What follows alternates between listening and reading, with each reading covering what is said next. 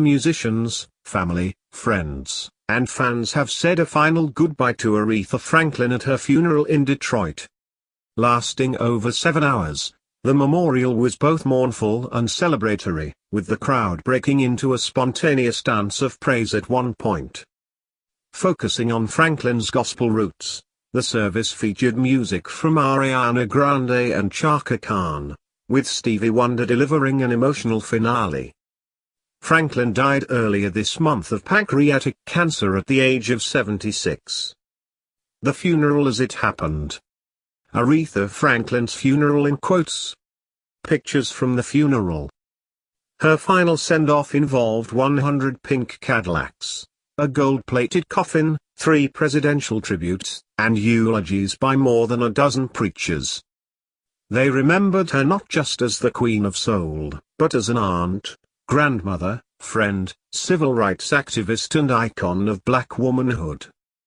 The reason that we are here today is because of love. Because of how much we love this woman, said Stevie Wonder, who led the congregation in a rendition of his song which carries the refrain, "I'll be loving you always." One of my longest friends has gone home, added Motown star Smokey Robinson, who grew up with Franklin in Detroit. "You're going to be one of the future voices in the choir of angels," he added, before breaking into an a cappella rendition of his ballad "Really Gonna Miss You."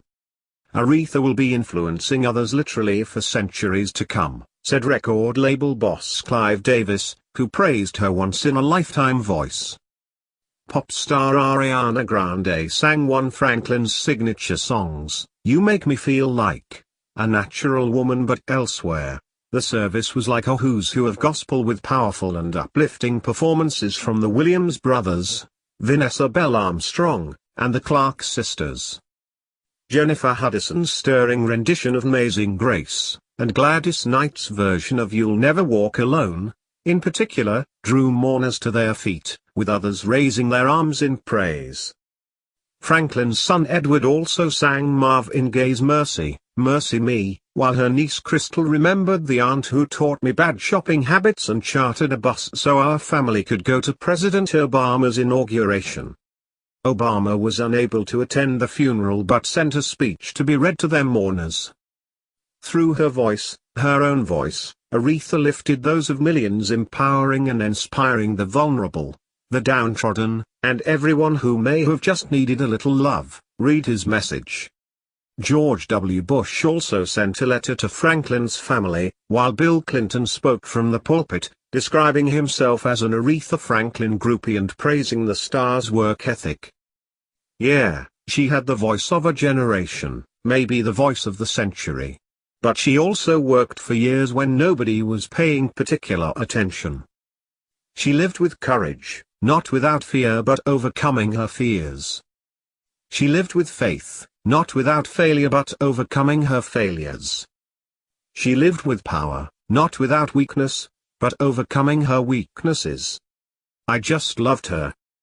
Franklin's contribution to the civil rights movement, both spiritual and financial, was honored by Reverend Al Sharpton, who said, "She represented the best in our community and she fought for our community until the end.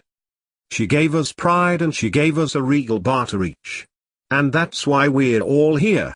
We don't all agree on everything but we agree on Aretha." He went on to criticize President Trump, whose initial tribute to Franklin 2 weeks ago said, "She worked for me on numerous occasions." "No, she used to perform for you," scolded the pastor. Aretha never took orders from nobody but God.